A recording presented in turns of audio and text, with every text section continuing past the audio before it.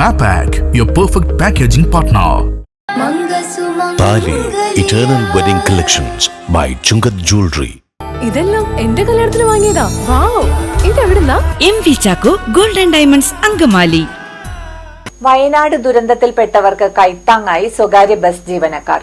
Private bus operators association Angamaly യൂണിയന്റെ നേതൃത്വത്തിൽ 3 ദിവസങ്ങളിലായി കാരുണ്യ ബസ് സർവീസ് ആരംഭിച്ചു.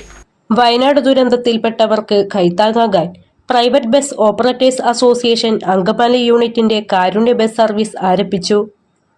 3 ദിവസങ്ങളിലായി 100ഓളം ബസ്സുകളാണ് സർവീസ് നടത്തുന്നത്.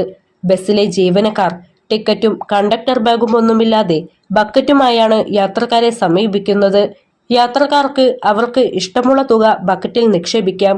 നൽകുന്നതാണ്. അപ്പോൾ അതിനൊരു ഫോട്ടോ കാര്യം ഔദ്യോഗിക ഉദ്ഘാടനം ഇന്ന് രാവിലെ ഞങ്ങളുടെ സംസ്ഥാന പ്രസിഡന്റാണ് KK തോമസ് അവർ നിർവഹിച്ച് നിങ്ങളുടെ യാത്രക്കാരുടെയും ജീവനക്കാരുടെയും ബസ് ഉടമകളുടെയും സഹായം സ്വരൂപിച്ചുകൊണ്ട് വയനാട്ടിലെ ജനങ്ങൾക്ക് 25 വീട് പണിത് നൽകുവാനാണ് ഫെഡറേഷൻ തീരുമാനിച്ചിട്ടുള്ള കാര്യം നിങ്ങൾ ഈ ബസ്സിലിരിക്കുന്ന യാത്രക്കാരെയും സ്നേഹപൂർവ്വം സന്തോഷപൂർവ്വം അറിയിച്ചു.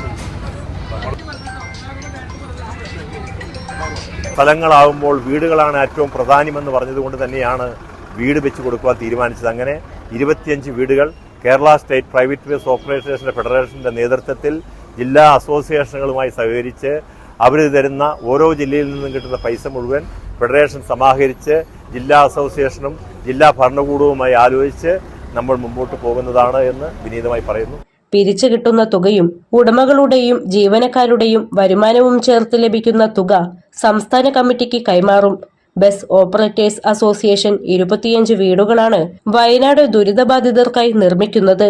തുക അതിനായി വിനിയോഗിക്കും. 2018 പ്രളയം ഉണ്ടായ കാലത്ത് ഇതേ രീതിയിൽ കേരളത്തിലെ സ്വകാര്യ ബസ്സുകൾ സർവീസ് നടത്തി കിട്ടിയ വിഹിതം 3,17,00,000 രൂപ ബഹുമാനപ്പെട്ട മുഖ്യമന്ത്രിയുടെ ദുരിതാശ്വാസ നിധിയിലേക്ക് കൈമാറിയിരുന്നു. അതേ രീതിയിൽ തന്നെയാണ് ഈ തവണയും ഉദ്ദേശിച്ചിരിക്കുന്നത്.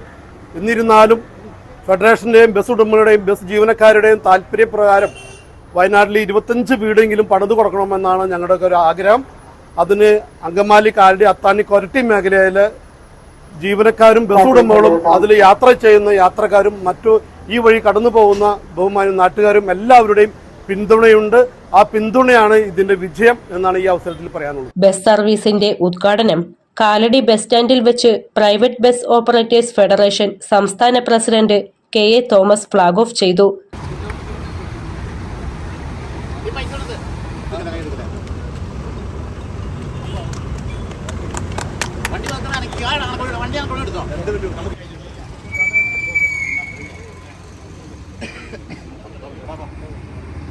ബാലൻസ് വേണ്ടെന്ന് വെച്ച് തൊഴിലാളികൾ അവരുടെ കൂലി വേണ്ടെന്ന് വെച്ച് ഇന്ന് ചെയ്യുന്ന ഈ സംരംഭം ജീവനക്കാർക്കും അതിൽ യാത്ര ചെയ്യുന്ന എല്ലാ യാത്രക്കാർക്കും. കാലടി ഗ്രാമപഞ്ചായത്ത് പ്രസിഡന്റ് ഷൈജൻ തൊട്ടപ്പള്ളി, പഞ്ചായത്ത് അംഗം PB സജീവ് തുടങ്ങിയവർ പങ്കെടുത്തു. പ്രളയ സമയത്തും കോവിഡ് സമയത്തും അസോസിയേഷൻ ഇത്തരത്തിൽ സർവീസ് നടത്തിയിരുന്നു.